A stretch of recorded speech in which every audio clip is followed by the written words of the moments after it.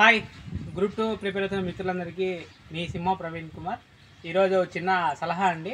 చదివేటప్పుడు మాత్రము భావోద్వేగాలు మాత్రం రానివ్వద్దండి. ముఖ్యంగా చదివేటప్పుడే ఈ పర్సనల్గా ఉండేటివి పిల్లల ఖర్చులు కానీ, లేకపోతే ఇంటి బాడీకి కానీ, లేకపోతే అప్పులు కానీ ఇవన్నీ గుర్తొస్తుంటాయి.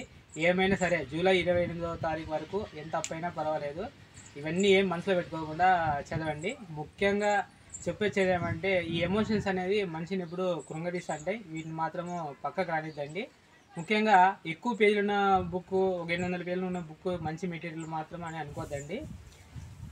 చాలా ఇప్పుడు న్యూ పబ్లికేషన్స్ వాళ్ళు తక్కువ పేజీల్లోనే ఎక్కువ మెటీరియల్, అంటే ఎక్కువ ఇన్ఫర్మేషన్ అది ఇచ్చినారు. సో మెటీరియల్ ఎంపికలోనే మీ ఉద్యోగానికి సగం సక్సెస్ అని నేను నమ్ముతున్నాను. ఆల్రెడీ బుక్కులు తీసుకుంటారు, ఇంకా 80 డేస్ అలా అప్రాక్సిమేట్గా ఉంది. ఖచ్చితంగా చదవండి. మంచి విజయం సక్సెస్ చేసుకుంటారని ఆశిస్తున్నాను.